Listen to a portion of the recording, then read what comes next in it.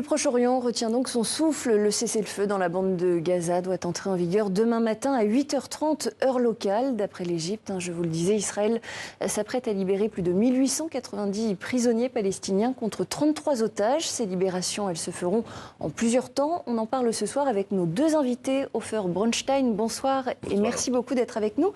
Vous êtes un infatigable défenseur de la paix. Vous êtes franco-israélien. Vous présidez le Forum international pour la paix et la réconciliation au Moyen-Orient, une plateforme que vous avez fondée en 2002 avec votre ami Anis El-Kak, qui est lui palestinien. Et nous avons le plaisir également d'accueillir en plateau Marc Lavergne. Bonsoir et bienvenue. Bonsoir. Vous êtes directeur de recherche émérite au CNRS, spécialiste des crises et conflits au Moyen-Orient. Ofer Bronstein, je me tourne d'abord vers vous. Peut-être une première réaction à cet accord de trêve. On imagine que ça suscite chez vous aussi beaucoup d'espoir. Vaut mieux tard que jamais, mais je pense que ce soit un très mauvais accord. Parce que cet accord-là a déjà été sur la table depuis le mois de mai. Donc on a perdu beaucoup de mois et énormément de victimes de part et d'autre. Mais c'est un mauvais accord. Et un mauvais accord, je vais vous dire pourquoi. Parce que la menace de reprise de guerre va peser sur les Palestiniens et la menace de la libération des autres otages va peser sur les familles israéliennes. Un accord qui libère tous les otages, qui libère tous les prisonniers sur lesquels on s'est mis d'accord et qui arrête la guerre aurait été préférable. Mais bon, je suis ravi pour les familles qui vont voir leur chair demain ou après-demain. Et je suis ravi pour les Palestiniens qui vont pouvoir un peu respirer. Parce que parallèlement à la libération des otages et de prisonniers palestiniens, cet accord promouvoit que dès lundi, 700 camions par jour d'aide humanitaire vont rentrer à Gaza, qui en a tellement besoin. Donc j'espère que c'est le début de la fin de la guerre, que le peu d'otages vivants puissent rejoindre leurs familles et que les Palestiniens puissent prendre le temps de se reconstruire, que les deux sociétés puissent lécher leurs plaies et plus se guérir. Elles seront fracturées. Les deux sociétés sont fracturées. Ça, on va en parler dans un instant. Marc Lavergne, on est aujourd'hui à un moment charnière au Proche-Orient. Ce qui va se passer dans les prochaines heures est déterminant pour la suite du conflit. Oui, c'est un élément qui intervient dans une chaîne finalement, parce qu'on a vu le pouvoir de Bachar el-Assad tomber à Damas. On voit qu'il y a une sorte de déstabilisation de l'ensemble de la région. Et donc on a l'impression que cet accord vient un peu déjà pour conclure cette première phase, mais qu'il est aussi le prélude à d'autres bouleversements à l'échelle régionale. C'est-à-dire que ce n'est pas simplement une opération humanitaire. Si vous voulez, l'opération humanitaire sur laquelle on se focalise, c'est un peu un côté effectivement humanitaire, c'est un geste de bonne volonté. Mais derrière ça, il y a la question de l'avenir du territoire de Gaza, bien entendu, et puis les relations entre Israël et ses voisins, et aussi à l'intérieur de la société israélienne et de l'État israélien, les relations entre Palestiniens et Israéliens. Tout est remis sur la table finalement, et donc on est un petit peu dans l'expectative pour voir si cet accord va être tenu jusqu'au bout, parce qu'il y a 3 phases. La première phase est à peu près assurée, mais les 2 phases ultérieures le sont beaucoup moins. Vous dites, Marc Lavergne, la première phase est à peu près assurée, mais à tout moment, dans les prochaines heures, les prochains jours, tout peut basculer. En fait, finalement, ces libérations d'otages, elles ne sont pas garanties à 100%. Non, elle s'accompagne en plus d'un retrait de l'armée israélienne du territoire de la bande de Gaza. Donc tout ça est assez problématique et je pense qu'il y a des distensions aussi au sein de l'appareil d'État et du gouvernement israélien. On le voit bien. C'est-à-dire que le Premier ministre joue son avenir politique, joue un peu toute sa carrière sur cette démarche. Il est en train de perdre sa coalition. Voilà, il a dans cette coalition des alliés qui ne sont pas d'accord avec cette démarche qui vise à stabiliser la situation. Effectivement, Ofer Bronstein, Benjamin Netanyahou, on voit aujourd'hui qu'il est extrêmement sous pression. Alors il y a la pression des États-Unis qui ont joué un rôle dans cette médiation. Et puis vous l'évoquiez à l'instant, la pression de cette extrême droite israélienne qui finalement considère que cet accord conclu avec le Hamas est une forme de capitulation face au Hamas. Vous savez, les deux sociétés, l'israélienne et la palestinienne, sont prises en otage par des extrémistes. Le Hamas est l'ennemi du peuple palestinien. Il ne porte pas le drapeau palestinien.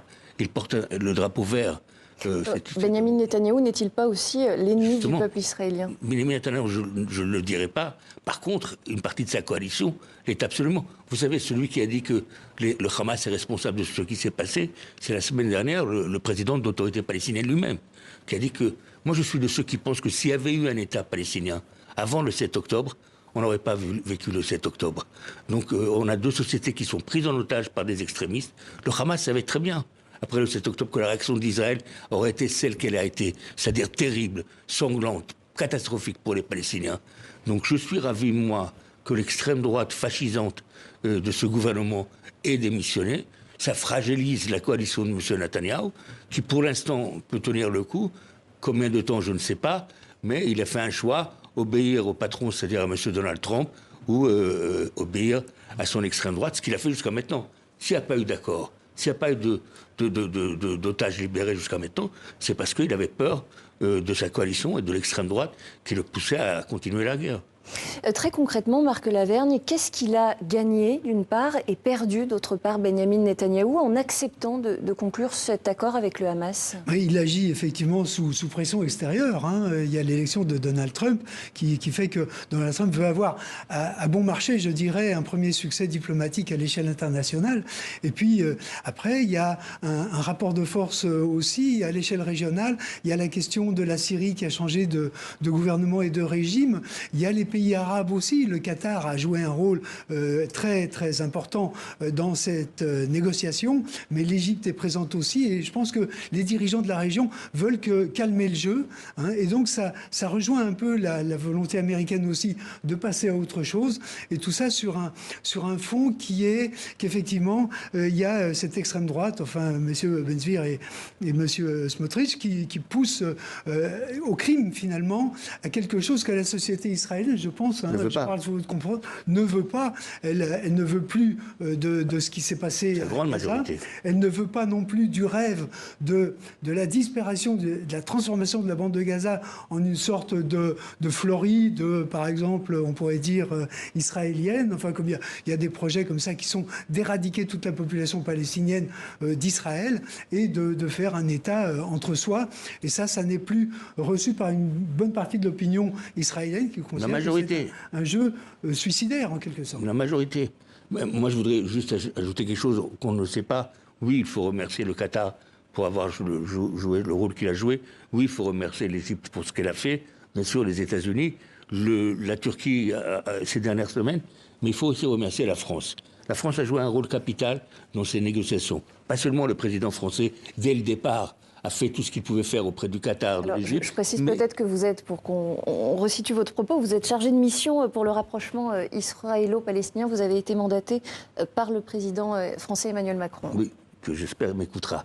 Mais il y a eu des négociations ces dernières semaines ici à Paris.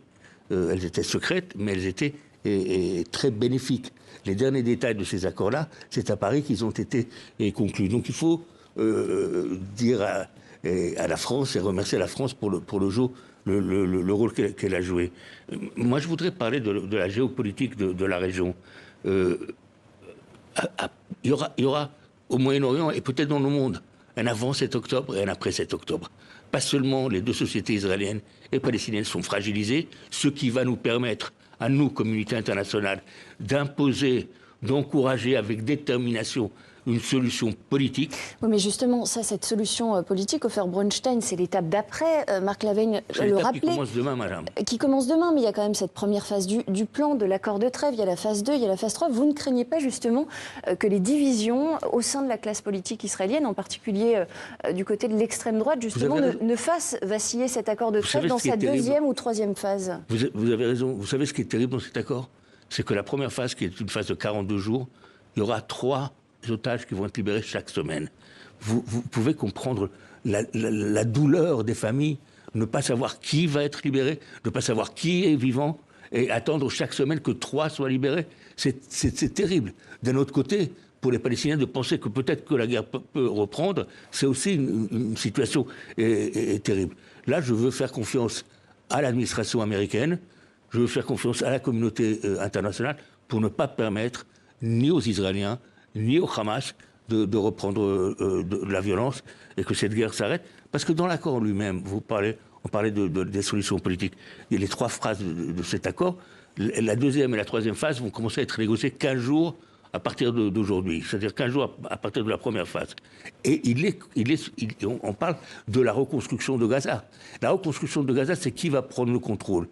Il n'y a qu'une possibilité pour une prise de contrôle de Gaza, c'est qu'elle soit faite par l'autorité palestinienne, quelle que soit sa formule, par des pays arabes qui se joindront à elle et par la communauté internationale et l'ONU. Donc il faut redonner aux Palestiniens leur dignité, leur liberté, leur indépendance, pour qu'eux garantissent aussi la sécurité d'Israël. Et aussi que les États arabes reconnaissent l'État d'Israël. N'oubliez pas qu'au mois de juin, le président Macron, avec l'Arabie saoudite, vont tenir une conférence qui s'appelle la conférence des 2 États. Alors vous, on a bien compris votre position. Vous souhaitez effectivement que l'autorité palestinienne assure la gouvernance de la bande de Gaza. Marc Lavergne, qu'est-ce qu'il reste aujourd'hui du Hamas, qui reste quand même au pouvoir dans la bande de Gaza après 15 mois de guerre? Est-ce que le Hamas a été complètement anéanti par Israël? On a l'impression qu'il y a toujours quand même des interlocuteurs valables, puisqu'il y a des gens qui sont capables de traiter avec les négociateurs israéliens. Donc ça, qui sont-ils ces interlocuteurs? Ce ne sont pas les gens qui étaient au premier rang. Ce sont les gens qui viennent derrière. C'est un peu comme le Hezbollah qui a été lui aussi décapité. Beaucoup de ces mouvements dans la région ont subi de très fortes pertes parmi leurs dirigeants. Mais d'un autre côté, on a l'impression que l'opinion publique de tous ces pays fait corps un peu avec les habitants de Gaza. On le constate en Égypte, en Arabie Saoudite. Les dirigeants, qui ne sont pas de grands démocrates en général, sont sous la pression de leur opinion publique aussi. Donc il y a de nouveaux éléments qui interviennent qu'on mesure peut-être mal, mais quand les Saoudiens ou d'autres, parce que les négociateurs du Hamas n'ont pas grand-chose à mettre sur la table. Donc ce sont les pays du Golfe, essentiellement, et l'Égypte qui se portent garant et qui poussent Israël à signer cet accord et à trouver une solution dans le cadre éventuellement de l'alliance d'Abraham, dans laquelle l'Arabie saoudite n'est pas encore entrée. Ça peut être un peu le cadeau que l'Arabie saoudite et les États-Unis peuvent faire à Israël en échange de toutes ces concessions qui sont faites actuellement. Alors, moi je pense que la situation quand même est extrêmement fragile et je ne suis pas sûr qu'on aille plus loin que la libération en 15 jours de la première fournée d'otages, si vous voulez. Je crois que beaucoup sont à l'affût pour essayer de casser cet accord qui est extrêmement fragile, du coup. Quand vous dites beaucoup sont à l'affût pour essayer de casser cet accord, y compris au sein de la classe politique israélienne, oui, d'abord au sein de la classe politique israélienne qui voit s'échapper finalement cette proie qui était Gaza et derrière la perspective finalement de aussi récupérer la Cisjordanie et puis peut-être d'agrandir le territoire israélien, de le réunifier sur des objectifs comme ça d'opposition avec les pays voisins. Et donc la société israélienne est certainement très fragmentée par rapport à ça. Il y a des gens qui peuvent, effectivement, il y a cette extrême droite qui essaye de pousser à la manœuvre et qui comptait peut-être sur Donald Trump pour aller plus loin. Mais il se peut qu'il y ait dans cette situation extrêmement précaire, au bout de 15 jours, des gens qui tentent le tout pour le tout en cassant cet accord. Moi, j'y crois pas. Moi, j'y crois pas parce que la majorité des Israéliens, la majorité des Palestiniens, mais surtout la majorité des Israéliens, parce que c'est le côté fort de ce conflit, y compris les élites militaires, les élites des renseignements, les élites économiques, ne permettront pas à un accord de flancher, ne permettront pas à une recolonisation de Gaza, ne permettront pas à une annexion plus importante de la Cisjordanie, surtout maintenant que l'extrême droite, ou une partie d'entre elles, a quitté ce gouvernement. La société israélienne ne le veut pas. Les Israéliens ont perdu 1000 soldats dans cette guerre à Gaza. Il y a des jeunes Israéliens qui font cette guerre depuis déjà 1 an et demi. Donc ils sont fatigués. Il y a une crise économique qui est tout. Mais je voulais dire quelque chose sur le Hamas. Vous savez, le Hamas, je l'ai dit, ils sont les ennemis des Palestiniens. Mais pas seulement ça, le Hamas se nourrit de corruption, de trafic, de pauvreté et d'ignorance. Si on permet aux Palestiniens de vivre, et c'est possible, de vivre avec espoir. Parce que les jeunes qui vivent aujourd'hui à Gaza, qui ont tout perdu, tout, leur famille, leurs parents, leur maison, tout. Si on ne leur donne pas de l'espoir, si on ne leur donne pas un meilleur horizon, ça va devenir des terroristes.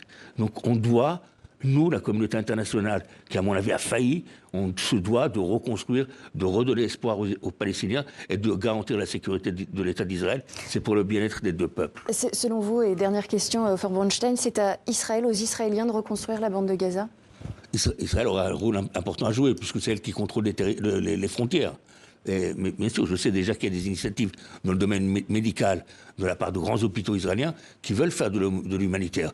Il y a une nouvelle représentante de l'ONU qui a été nommée, qui est une femme remarquable, mais les Israéliens auront un rôle à jouer. Les Israéliens auront un rôle à jouer. Mais pas seuls.